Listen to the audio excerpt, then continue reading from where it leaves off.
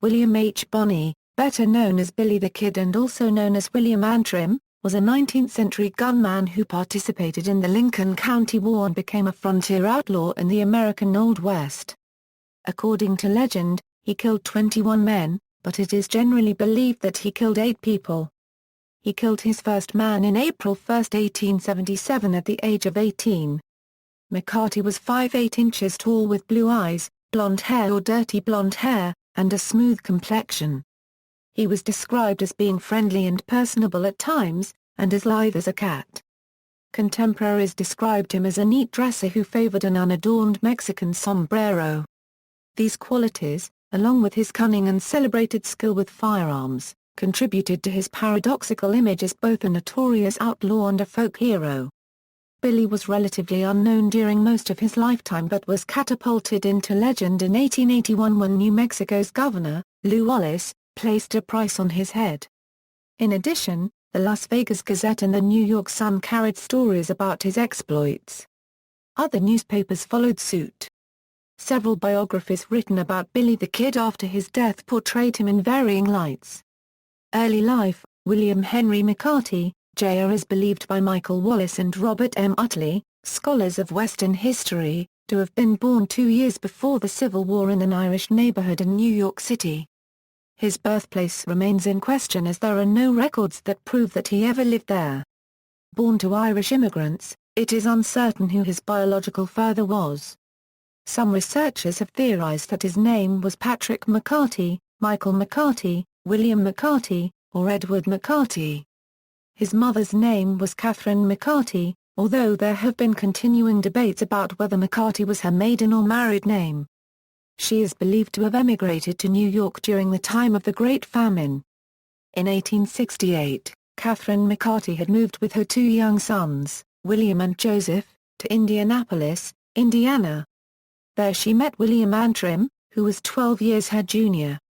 In 1873, after several years of moving around the country, the two were married at the First Presbyterian Church in Santa Fe, New Mexico, and settled further south in Silver City. Antrim found work as a bartender and carpenter, but then became involved in prospecting and gambling as a way to make a living, and during that period spent very little time at home with his wife and stepsons. Young William McCarty did not often use the surname Antrim. McCarty's mother reportedly washed clothes, baked pies, and took in boarders in order to provide for herself and her sons. Boarders and neighbors remembered her as a jolly Irish lady, full of life and mischief, but she was already in the final stages of tuberculosis when the family reached Silver City. On September 16, 1874, Catherine McCarty died. She was buried in the Memory Lane Cemetery in Silver City. At the age of 14, McCarty was taken in by a neighboring family who operated a hotel. He worked there to pay for his keep. The manager was impressed by the youth, contending that he was the only young man who ever worked for him who did not steal anything. One of McCarty's schoolteachers later recalled that the young orphan was no more of a problem than any of the other boys and that he was always quite willing to help with chores around the schoolhouse. Biographers sought to explain McCarty's subsequent descent into lawlessness by focusing on his habit of reading dime novels that romanticized crime. Another explanation was that his slender physique placed him in precarious situations with bigger and stronger boys. He was forced to seek new lodgings when his foster family began to experience domestic problems. McCarty moved into a boarding house and pursued odd jobs. In April 1875, McCarty was arrested by Grant County Sheriff Harvey Whitehill for stealing cheese. McCarty was arrested again on September 24, 1875 when he was found in possession of clothing and firearms that a fellow boarder had stolen from a Chinese laundry owner. 2 days after McCarty was placed in jail, the teenager escaped up the jailhouse chimney. From that point on McCarty was a fugitive, more or less. According to some accounts, McCarty eventually found work as an itinerant ranch hand and shepherd in southeastern Arizona. In 1876 McCarty settled in the vicinity of the Fort Grant Army Post in Arizona where he worked on ranches and tested his skills at local gaming houses. Sheriff Whitehill would later say that he liked the boy and his acts of theft were more due to necessity than wantonness. During this time, McCarty became acquainted with John O'Mackie, a Scottish-born ex-cavalry private with a criminal bent. The two men supposedly became involved in the risky, but profitable, enterprise of horse thievery. McCarty, who stole from local soldiers, became known by the name of Kid Antrim. Biographer Robert M. Utley writes that the nickname arose because of McCarty's slight build and beardless countenance, his young years, and his appealing personality. In 1877 McCarty was involved in a conflict with a civilian blacksmith at Fort Grant, an Irish immigrant named Frank P. Windy Cahill, who took pleasure in bullying the young McCarty. On August 17, Cahill reportedly attacked McCarty after a verbal exchange and threw him to the ground. Reliable accounts say that McCarty retaliated by shooting Cahill, who died the next day. The coroner's inquest concluded that McCarty's shooting of Cahill was criminal and unjustifiable.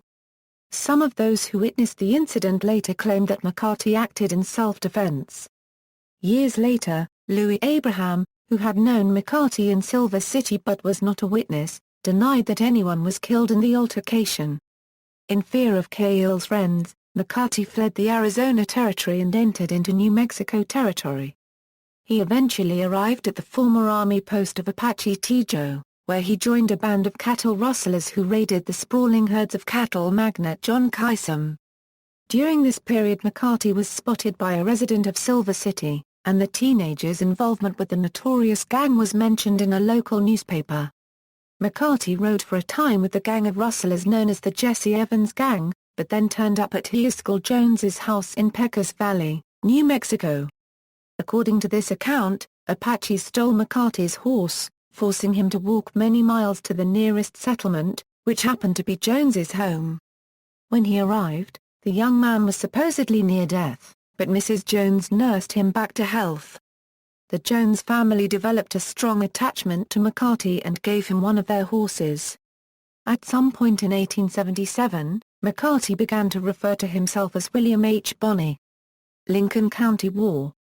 In 1877, McCarty moved to Lincoln County, New Mexico, and was hired by Doc Scurlock and Charlie Boda to work in their cheese factory. Through them he met Frank Coe, George Coe and Ab Saunders, three cousins who owned their own ranch near the ranch of Richard M. Brewer.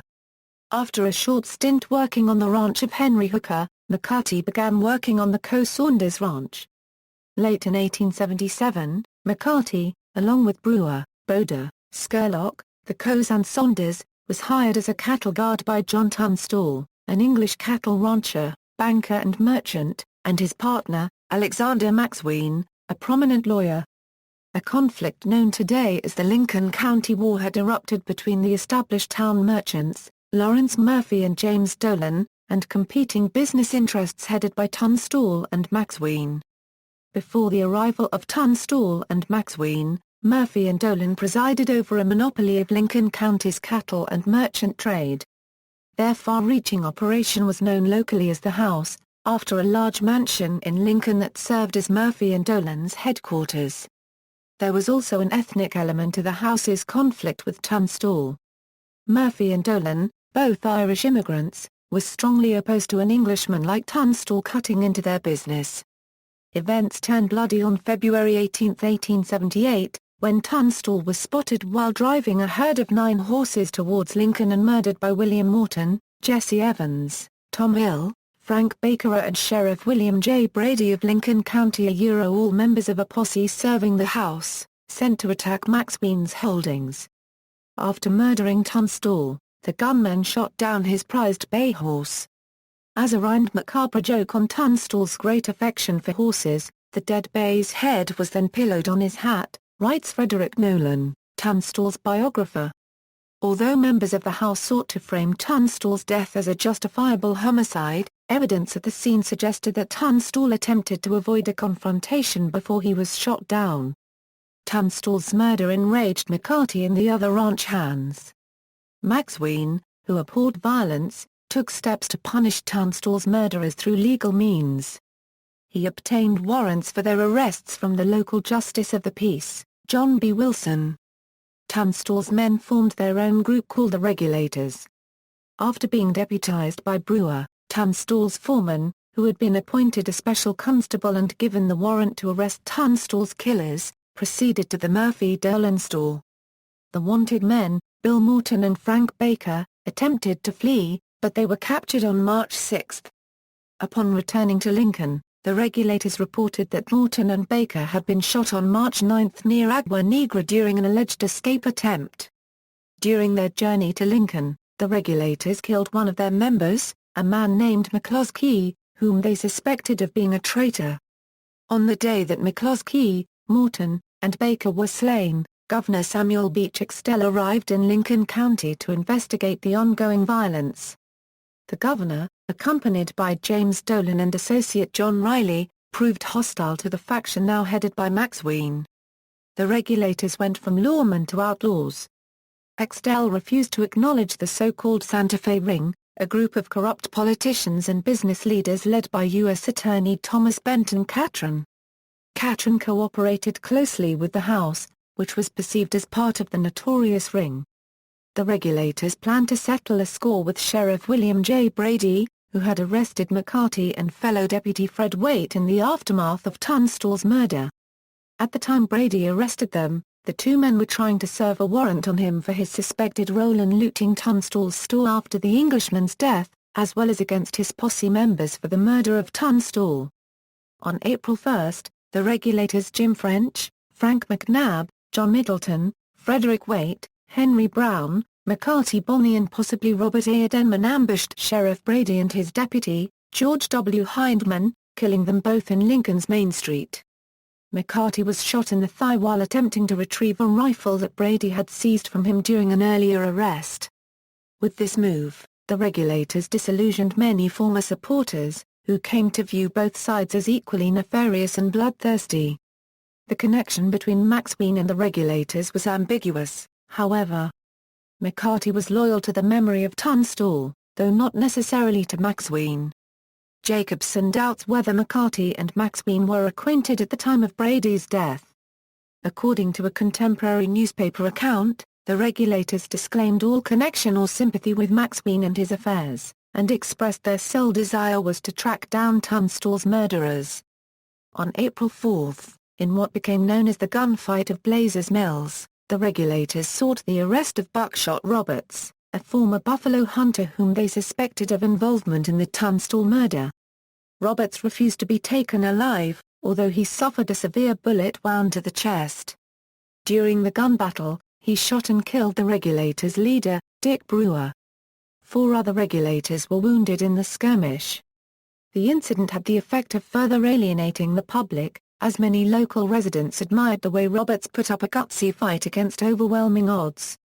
Killing of Frank McNabb and After Brewer's death, the regulators elected Frank McNabb as captain. For a short period, the regulators benefited from the appointment of Sheriff John Copeland, who proved sympathetic to their cause. Copeland's authority was undermined by the House, which recruited members from among Brady's former deputies. On April 29, 1878, a posse including the Jesse Evans Gang and the Seven Rivers Warriors, under the direction of former Brady deputy George W. Pepin, engaged McNabb, Ab Saunders and Frank Coe in a shootout at the Fritz Ranch. They killed McNabb, severely wounded Saunders and captured Coe. Coe escaped custody a short time later. Your next day the regulators ironclad took up defensive positions in the town of Lincoln, where they traded shots with Dolan's men as well as U.S. cavalrymen. The only casualty was Dutch Charlie Kruling, a house gunman wounded by a rifle slug fired by George Coe.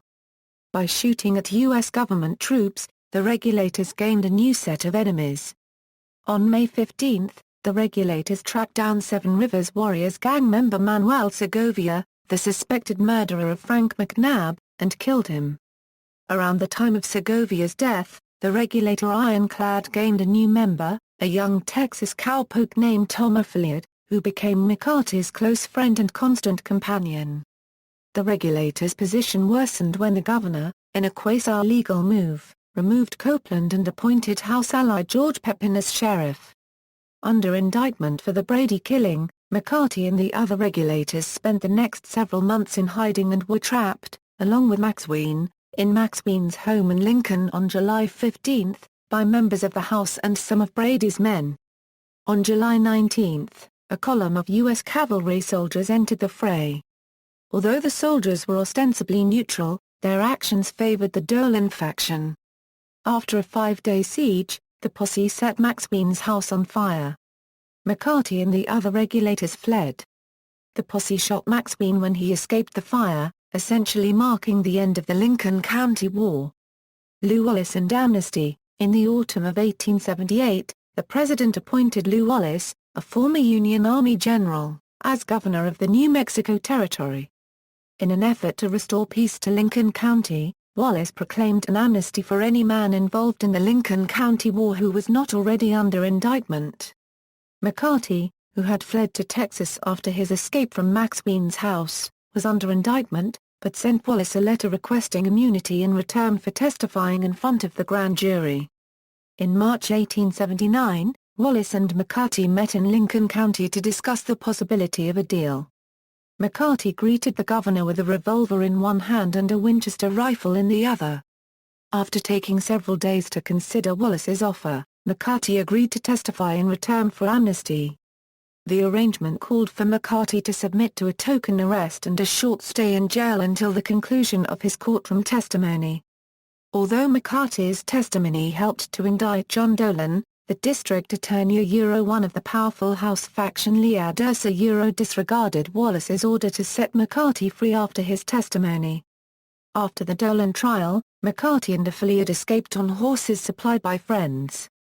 For the next year and a half, McCarty survived by rustling, gambling, and taking defensive action. In January 1880, he reportedly killed a man named Joe Grant in a Fort Sumner saloon. Grant, who did not realize who his opponent was, boasted that he would kill Billy the Kid if he ever encountered him. In those days people loaded their revolvers with only 5 rounds, with the hammer down on an empty chamber. This was done to prevent an accidental discharge should the hammer be struck. The Kid asked Grant if he could see his ivory-handled revolver and, while looking at the weapon, rotated the cylinder so the hammer would fall on the empty chamber when the trigger was pulled. He told Grant his identity. When Grant fired, nothing happened, and McCarty shot him. When asked about the incident later, he remarked, "It was a game for two, and I got there first." Other versions of this story exist. One biographer, Joel Jacobson, recounts the story as described in Utley, describing Grant as a drunk, who was making himself obnoxious in a bar. The Kid is described as rotating the cylinder so an empty chamber was beneath the hammer. In Jacobson's recounting of the incident, Grant tried to shoot McCarty in the back. As McCarty was leaving the saloon, his back turned to Grant, he heard a distinct click. He spun around before Grant could reach a loaded chamber. Always a good marksman, he shot Grant in the chin. In November 1880, a posse pursued and trapped McCarty's gang inside a ranch house owned by his friend James Greathouse at Anton Chico in the White Oaks area. James Carlisle of the posse entered the house under a white flag, in an effort to negotiate the group's surrender. Greathouse was sent out to act as a hostage for the posse.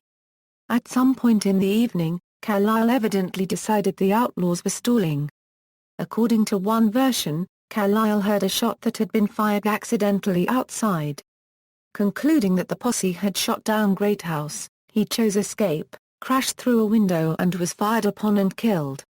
Recognizing their mistake, the posse became demoralized and scattered, enabling McCarty and his gang to slip away. McCarty vehemently denied shooting Carlisle, and later wrote to Governor Wallace, claiming to be innocent of this crime and others attributed to him. Pat Garrett. During this time, McCarty became acquainted with an ambitious local bartender and former buffalo hunter named Pat Garrett. While popular accounts often depict McCarty and Garrett as bosom buddies, there is no evidence that they were friends. Running on a pledge to rid the area of rustlers, Garrett was elected as sheriff of Lincoln County in November 1880. In early December, he assembled a posse and set out to arrest McCarty, at that time known almost exclusively as Billy the Kid. The Kid then carried a $500 bounty on his head that had been authorized by Governor Lew Wallace. The posse led by Garrett fared well, and his men closed in quickly. On December 19 McCarty barely escaped a midnight ambush in Fort Sumner, which left one member of the gang, Tom Affiliate, dead. On December 23 the Kid was tracked to an abandoned stone building located in a remote location known as Stinking Springs. While McCarty and his gang were asleep inside, Garrett's posse surrounded the building and waited for sunrise. The next morning a cattle rustler, named Charlie Boda, stepped outside to feed his horse. Mistaken for McCarty, he was shot down by the posse. Soon afterwards, somebody from within the building reached for the horse's halter rope, but Garrett shot and killed the horse, whose body blocked the building's only exit. As the lawman began to cook breakfast over an open fire, Garrett and McCarty engaged in a friendly exchange, with Garrett inviting McCarty outside to eat, and McCarty inviting Garrett to go to hell. Realizing that they had no hope of escape, the besieged and hungry outlaws finally surrendered and were allowed to join in the meal. Escape from Lincoln. McCarty was transported from Fort Sumner to Las Vegas, where he gave an interview to a reporter from the Las Vegas Gazette. Next, the prisoner was transferred to Santa Fe, where he sent 4 separate letters over the next 3 months to Governor Wallace seeking clemency. Wallace, however, refused to intervene, and the Kid's trial was held in April 1881 in Missoula. On April 9, after 2 days of testimony, McCarty was found guilty of the murder of Sheriff Brady, the only conviction ever secured against any of the combatants in the Lincoln County War. On April 13, he was sentenced by Judge Warren Bristol to hang. With his execution scheduled for May 13, McCarty was removed to Lincoln, where he was held under guard by 2 of Garrett's deputies, James Bell and Robert Ollinger, on the top floor of the town courthouse. On April 28, while Garrett was out of town, McCarty stunned the territory by killing both of his guards and escaping. The details of the escape are unclear. Some researchers believe that a sympathizer placed a revolver in a nearby privy that McCarty was permitted to use, under escort, each day. McCarty retrieved the gun, and turned it on Bell when the pair had reached the top of a flight of stairs in the courthouse. Another theory holds that McCarty slipped off his manacles at the top of the stairs, struck Bell over the head with them, grabbed Bell's own gun, and shot him with it. Bell staggered down the stairs, dying as he fell. McCarty scooped up Ollinger's 10-gauge double-barrel shotgun. Both barrels had been fully loaded with buckshot earlier by Ollinger himself. The Kid waited at the upstairs window for his second guard, who had been across the street with some other prisoners, to respond to the gunshot and come to Bell's aid. As Ollinger came running into view, McCarty leveled the shotgun at him, called out "Hello Bob," and killed him. The Kid's escape was delayed for an hour while he worked free of his leg irons with a pickaxe, and then the young outlaw mounted a horse and rode out of town, reportedly singing. The horse returned 2 days later. Death. Sheriff Pat Garrett responded to rumors that McCarty was lurking in the vicinity of Fort Sumner almost 3 months after his escape. Garrett and 2 deputies set out on July 14, 1881, to question one of the town's residents, a friend of McCarty's named Pete Maxwell. Close to midnight, as Garrett and Maxwell sat talking in Maxwell's darkened bedroom, McCarty unexpectedly entered the room. There are at least 2 versions of what happened next. One version suggests that, as the Kid entered, he failed to recognize Garrett in the poor light. McCarty drew his revolver and backed away, asking Akia copyright Ennis. Akia copyright Ennis. Recognizing McCarty's voice, Garrett drew his own revolver and fired twice, the first bullet striking McCarty in the chest just above his heart, although the second one missed and struck the mantel behind him. McCarty fell to the floor, gasped for a minute and died. In the second version, McCarty entered carrying a knife, evidently heading for a kitchen area. He noticed someone in the darkness, and uttered the words, "Akia copyright Ennis. Akia copyright Ennis," at which point he was shot and killed. Although the popularity of the first story persists, and portrays Garrett in a better light, some historians contend that the second version is probably the accurate one. A markedly different theory, in which Garrett and his posse set a trap for McCarty, has also been suggested. Most recently explored in the 2004 Discovery Channel documentary, Billy the Kid, Unmasked. This version says that Garrett went to the bedroom of Pedro Maxwell's sister, Pauletta, and bound and gagged her in her bed. When McCarty arrived, Garrett was waiting behind Pauletta's bed and shot the Kid, not with a revolver but a shotgun.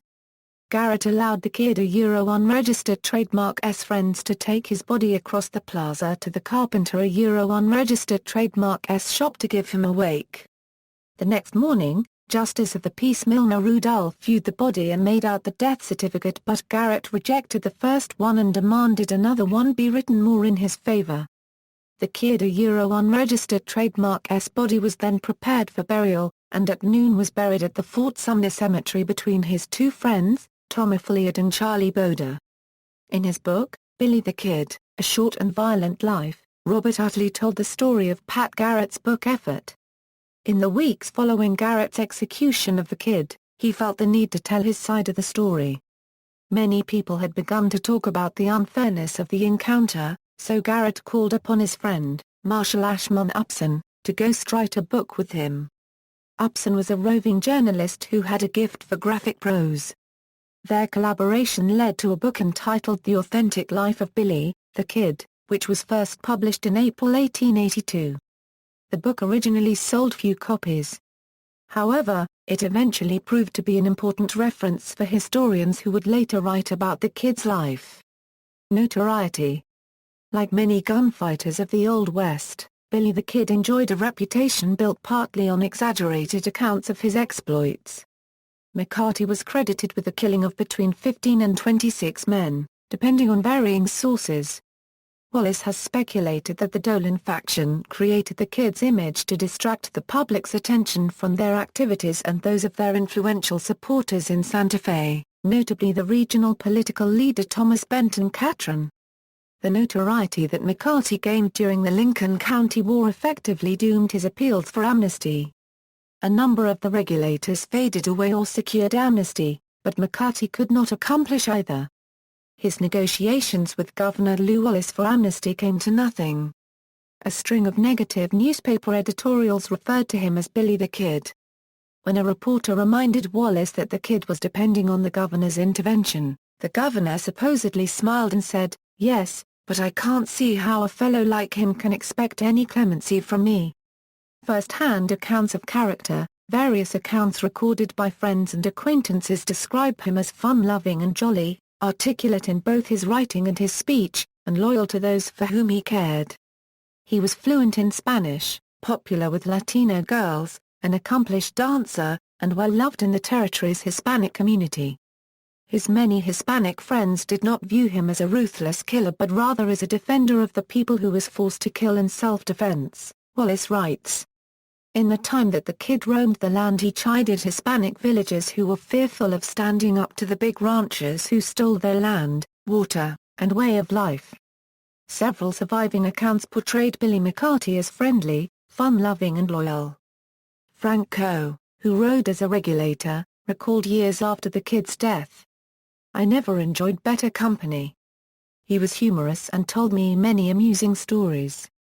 He always found a touch of humor in everything, being naturally full of fun and jollity. Though he was serious in emergencies, his humor was often apparent even in such situations. Billy stood with us to the end, brave and reliable, one of the best soldiers we had. He never pushed in his advice or opinions, but he had a wonderful presence of mind. The tighter the place the more he showed his cool nerve and quick brain. He never seemed to care for money, except to buy cartridges with. Cartridges were scarce, and he always used about 10 times as many as everyone else. He would practice shooting at anything he saw, from every conceivable angle, on and off his horse." George Coe, a cousin to Frank who also served as a regulator, said, "Billy was a brave, resourceful and honest boy. He would have been a successful man under other circumstances. The Kid was 1,000 times better and braver than any man hunting him, including Pat Garrett." Susan Maxween, the widow of Alexander Maxween, came to McCarty's defense in the years of his notoriety, saying, "Billy was not a bad man, that is he was not a murderer who killed wantonly. Most of those he killed deserved what they got. Of course I cannot very well defend his stealing horses and cattle, but when you consider that the Murphy, Dolan, and Riley people forced him into such a lawless life through efforts to secure his arrest and conviction, it is hard to blame the poor boy for what he did. Contemporaries of McCarty often claimed that tales of his crimes were exaggerated or denied their veracity altogether. Louis Abraham, who befriended the Kid in Silver City, denied the killing of the blacksmith attributed to Bonney there, saying, "The story of Billy the Kid killing a blacksmith in Silver City is false. Billy was never in any trouble at all. He was a good boy, maybe a little too mischievous at times. When the boy was placed in jail and escaped, he was not bad, just scared. If he had only waited until they let him out he would have been all right, but he was scared and ran away. He got in with a band of rustlers in Apache Tejon part of the county where he was made a hardened character." Delavina Maxwell, who was at the Maxwell farmhouse at the time of the Kid's death, said, "Garrett was afraid to go back in the room to make sure of whom he had shot. I went in and was the first to discover that they had killed my little boy. I hated those men and am glad that I lived long enough to see them all dead and buried." Ferrotype. One of the few remaining artifacts of McCarty's life is a 2x 3-inch ferrotype taken by an unknown photographer sometime in late 1879 or early 1880. It is the only image of McCarty that scholars agree is authentic. The ferrotype survived because after Billy's death, Dan Dedrick, one of Billy's rustler friends, held on to the picture and passed it down in his family. The ferrotype appeared in several copied forms before the original was made public in the mid-1980s by Stephen and Art Ufam, descendants of Dedrick. It was displayed for several years in the Lincoln County Heritage Trust Museum before it was withdrawn again. The ferrotype sold at auction on June 25, 2011, in a 3-day Western show. It was purchased for $2.3 million, some 6 times the estimate. It was the most expensive piece ever sold at Brian LaBelle's annual Old West Show and auction, and the 7th most expensive photograph ever sold. The photograph of the Kid, commonly known as the Ufam Tintipe Euro after its longtime owner Frank Ufam Euro, was the subject of intense study by experts in the late 1980s. Their detailed findings were presented at a symposium held in 1989. The experts concluded that the Colt revolver carried by McCarty was probably not his primary weapon, since his holster is not the type normally associated with gunslingers. Rather, it is a common holster, with a safety strap across the top to keep the 6-shooter from bouncing out.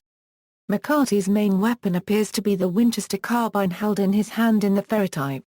In August 2013, a tintype photograph was released that appears to be of McCarty and his friend Dan Dedrick. Recently, the photo was forensically compared to the existing tintype and was proven to indeed be the infamous Outlaw, with Dedrick to his left. Left-handed or right-handed? It was widely assumed throughout much of the 20th century that Billy the Kid was left-handed. This perception was encouraged by the above-mentioned photograph of McCarty, in which he appears to be wearing a gun belt with a holster on his left side, but further examination revealed that as all Winchester Model 1873 rifles were made with a loading gate on the right side of the receiver, the left-handed photograph is in fact a mirror image. Indeed, the notion of a left-handed Billy became so entrenched that in 1958 a film biography of the Kid was titled The Left-Handed Gun. In 1954 Western historians James D. Horan and Paul San announced that McCarty was right-handed and carried his pistol on his right hip.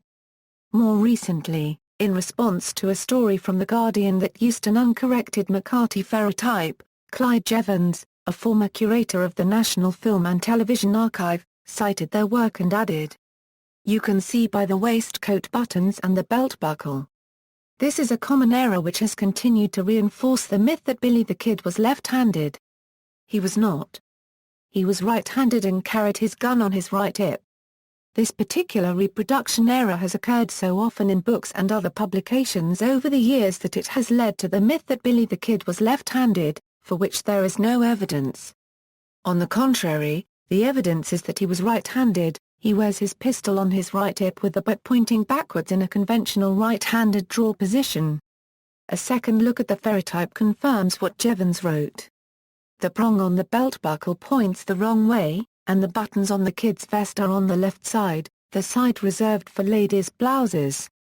The convention for menswear is that buttons go down the right side. Wallace wrote in 2007 that McCarty was ambidextrous. This observation seems to be supported by contemporaneous newspaper accounts reporting that Billy the Kid could shoot handguns with his left hand as accurately as he does with his right, and that his aim with a revolver in each hand, shooting simultaneously, is unerring. People who claim to be Billy the Kid, legends grew over time that Billy the Kid was not killed that night, but that Garrett, a known friend of the Kid's, may have staged it all so the Kid could escape the law, despite eyewitness accounts of his slaying. In 2004, researchers sought to exhume the remains of Catherine Antrim, McCarty's mother, so her DNA could be tested and compared with DNA to be taken from the body buried under the Kid's gravestone.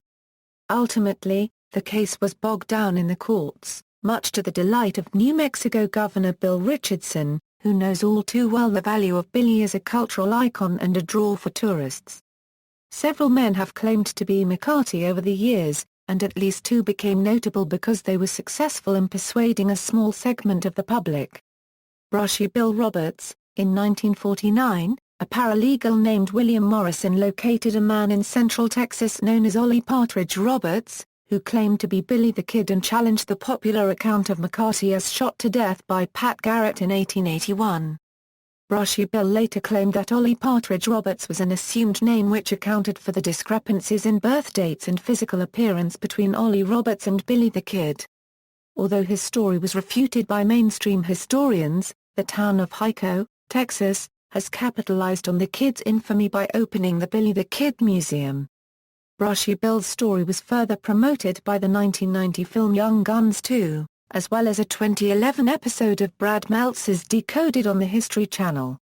Robert Stack did a segment on Brushy Bill in early 1990 on the NBC television series Unsolved Mysteries. John Miller, another individual who allegedly claimed to be Billy the Kid, was John Miller, whose family supported his claim in 1938, sometime after Miller's death.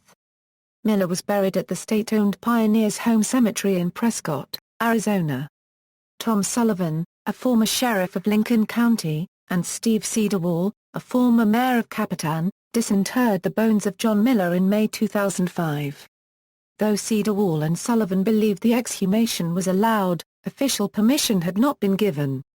DNA samples from the remains were sent to a lab in Dallas, Texas, to be compared with traces of blood obtained from a bench that was believed to be the one upon which McCarty's body was placed after he was shot to death. The two investigators had searched for McCarty's physical remains since 2003. They started in Fort Sumner, New Mexico, and had eventually ended up in Arizona. To date, no DNA test results have been made public. As of 2008, a lawsuit is pending against officials in Lincoln County that would, if successful, publicize the results of those tests along with other evidence that Sullivan and Cedarwall collected. Posthumous pardon considered. In 2010, the governor of New Mexico, Bill Richardson, considered a posthumous pardon for McCarty, who had been convicted for killing Sheriff William Brady. The pardon was considered to be a follow-through on a purported promise made by then-Governor Lew Wallace in 1879. On December 31, 2010, on the last day of his term in office, Bill Richardson announced on Good Morning America his decision not to pardon McCarty. He cited historical ambiguity surrounding the conditions of Lew Wallace's pardon. Grave marker theft and locations. According to Garrett, McCarty was buried in Fort Sumner's old military cemetery the day after he was killed, between his fallen companions Tom Folliard and Charlie Boda. After Billy's burial, someone took a plain board, stenciled letters on it, and jammed it into the soft earth at the head of his grave to mark it. This marker remained at least until the early part of 1882 before it was stolen or shot to pieces.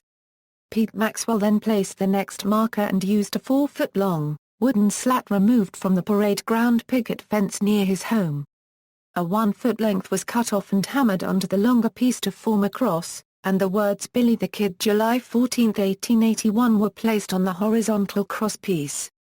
After Maxwell sold the old fort to the New England Livestock Company, one of the board of directors, that visited Fort Sumner in the late 1880s took the marker, claiming he was taking it back east to a museum. It was never recovered. In 1889 and 1904 the Pecos River floods overtook the cemetery and all the markers were washed away. The latter flood inundated the cemetery under 4 feet of muddy water until the cemetery had no grave markers left of any kind. For over 2 decades Billy's grave thus remained unmarked. The exact location of Billy's grave in the small 1-acre cemetery is unknown, however, relying on residents who had once lived nearby to pick out the walls, corner, and cemetery entrance, they were able to approximate Billy's grave location. In 1932, Charles W. Full, the unofficial tour guide of the cemetery, spearheaded the drive to raise funds for a marker. Although the edges are damaged, this large white marker has never been stolen. It serves as a memorial monument noting 3 individuals buried in the cemetery: Thomas Folliard, Charlie Boda, and William H. Bonney. 8 years later, Warner Brothers used a Billy the Kid grave marker as a prop in the movie The Outlaw. James N. Warner of Salada, Colorado, donated this marker to the cemetery when it was no longer required for the movie. This individual grave marker was placed as a footstone with a pointed top. This marker was stolen and recovered twice. It was first stolen in August 1950, and not recovered until 25 years later, in May 1976, in a field on a ranch near Granbury, Texas. Local resident Joe Bolin brought it back, and it was ceremoniously reinstalled that June. It was stolen again in February 8, 1981, but recovered days later in Huntington Beach, California. New Mexico Governor Bruce King arranged for the sheriff of the county seat to fly to California to bring it back to Fort Sumner, where it was reinstalled in May 1981. A short time later, the village, which owned the cemetery at the time, erected a steel cage to protect the grave site, preserved the chipped-away white headstone, and placed Billy's individual footstone in shackles, to discourage further vandalism and theft. The cemetery is located 34°24.253 Euro squared N, 104°11.593 Euro squared W, about 3.5 miles south of State Highway 60 on Route 212. The stolen tombstone became the inspiration for the world's richest tombstone race, held during Fort Sumner's Old Fort Days celebration every June. On June 16, 2012, a group of vandals entered the cage at night and tipped over the stone. Selected references in popular culture: Billy the Kid has been the subject and inspiration for many popular works, including literature, The Story of the Outlaw, by Emerson Hough. This is a collection of stories of famous outlaws and badmen and includes a complete account of the events involving Billy the Kid. It reveals that he was the only one of many combatants of the Lincoln County War who was indicted and brought to trial. Frontier Fighter, a first-hand account of the Lincoln County War from George W. Coe.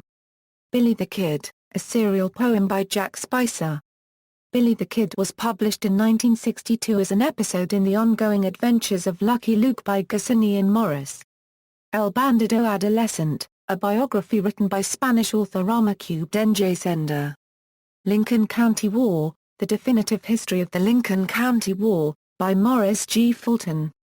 The Collected Works of Billy the Kid, Left-Handed Poems, by Michael Ondarch, 1970 Governor General's award-winning biography in the form of experimental poetry. The Illegal Rebirth of Billy the Kid is a science fiction novel by Rebecca Orr, published in 1991.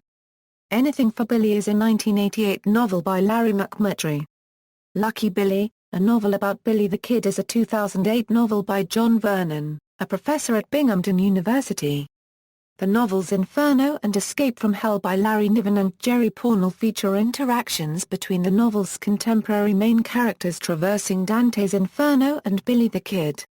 Film, Billy the Kid, a 1911 silent film directed by Lawrence Trimble and starring Teft Johnson. All copies are believed to be lost. Billy the Kid, 1930 widescreen film directed by King Vidor and starring Johnny Mac Brown as Billy and Wallace Beery as Pat Garrett. Billy the Kid Returns, 1938, Roy Rogers plays a dual role, Billy the Kid and his dead ringer look-alike who shows up after the Kid has been shot by Pat Garrett.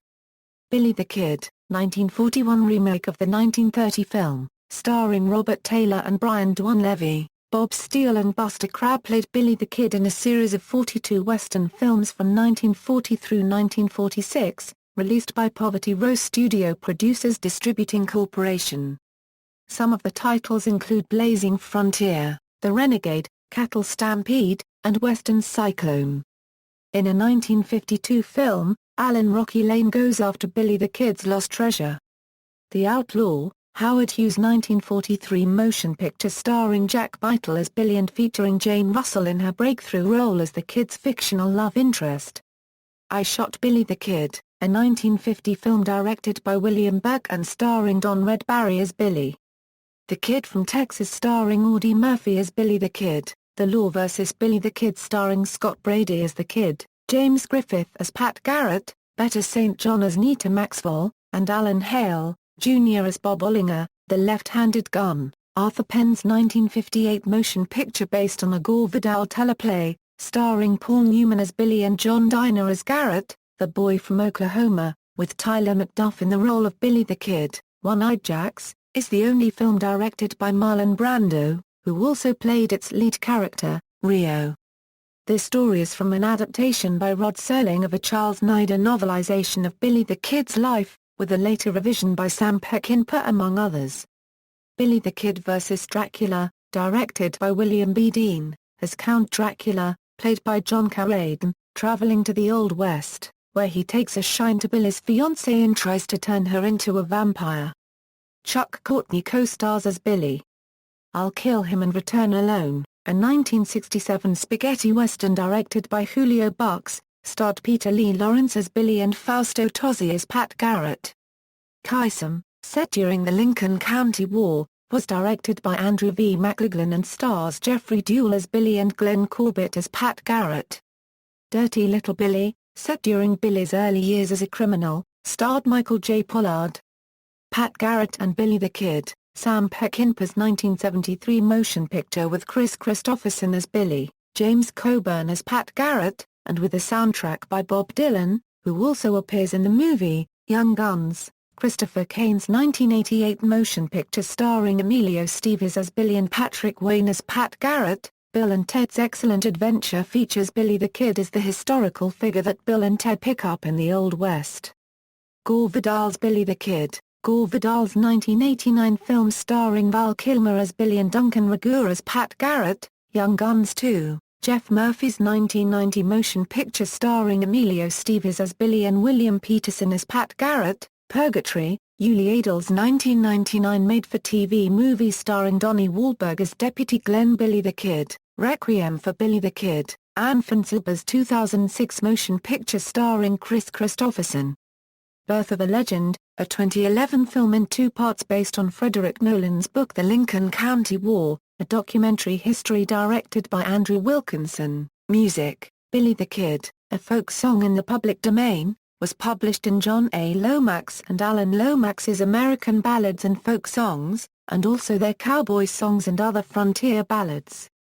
Billy the Kid folk song sung by Woody Guthrie, recorded by Alan Lomax in 1940 for the Library of Congress, with a melody Guthrie later used for his song So Long, It's Been Good to Know You. He also recorded it in 1944 for Moash's Ash Folkways label. Aaron Copland's Billy the Kid, a ballet that premiered in 1938. On his album Piano Man, Billy Joel performs a song titled The Ballad of Billy the Kid, which tells a fictionalized version of the outlaw's life. Bob Dylan's album Pat Garrett and Billy the Kid, soundtrack of the 1973 film by Sam Peckinpah. John Bon Jovi's album Blaze of Glory, used as part of the soundtrack for Young Guns 2, and featured the song Billy Get Your Gun. Marty Robbins' song Billy the Kid from the album Gunfighter Ballads and Trail Songs Volume 3. Awaikuda recorded the folk song Billy the Kid, on the album Into the Purple Valley, with his own melody and instrumental. It was also on Awaikuda Classics Volumia 2. Tom Petty wrote the song Billy the Kid, released on his 1999 album Echo. Another Billy the Kid, was written by Robert W. Marr in 2010 when New Mexico Governor, Bill Richardson talked of pardoning the outlaw. The song has the line, with a slap in the face to those who had died. To hell with the death and the tears that were cried. Dire Frampton's Billy the Kid. On the 2011 album Red, Charlie Daniels recorded the song Billy the Kid on his 1976 album High Lonesome. Chris Ledoux also covered the song on his album Haywire. Joe Ely recorded the song Me and Billy the Kid on his 1987 album Lord of the Highway. Planet of Zeus recorded the song Woke Up Dead, William H. Bonney, on their 2008 album 11 The Hard Way. Running Wild recorded the song Billy the Kid on their 1991 album Blazing Stone. Stage, Joseph Santley's 1906 Broadway play, co-written by Santley, in which he also starred. Michael McClure's 1965 play The Beard recounts a fictional meeting between Billy the Kid and Jean Harlow. Michael Ondaatje's 1973 play, The Collected Works of Billy the Kid. Television and radio. The Gunsmoke radio show had an episode titled Billy the Kid, broadcast on April 2, 1952. It purports to tell of Billy the Kid's first murder as a runaway boy and credits Matt Dillon with giving him the Billy the Kid moniker. Richard Jekyll played the Kid in a 1954 episode of the syndicated television series Stories of the Century. The Simpsons Treehouse of Horror 13 2002. He is depicted as the leader of a group of corpses who rise from the graves to take over Springfield after the citizens have destroyed all their guns. The NBC series The Tall Man ran from 1960 to 1962, starring Clu Gulager as Billy and Barry Sullivan as Pat Garrett. The Nickelodeon game show Nick Arcade featured a spoof of Billy the Kid in the Slurpee Gulch area named Silly the Kid, a baby who would say let's dance at the team who lands on him. Nickelodeon's Legends of the Hidden Temple had an episode during Season 2 titled The Snakeskin Boots of Billy the Kid. The episode itself is notable because the episode had the first temple win for the Purple Parrots, one of the teams on the show. The 2004 Discovery Channel quest, Billy the Kid, Unmasked, investigated the life and death of Billy the Kid through forensic science. American Experience, Billy the Kid, aired on PBS January 9, 2012. The 2014 series Gunslingers on American Heroes Channel aired on July 27, 2014 and feature Billy the Kid.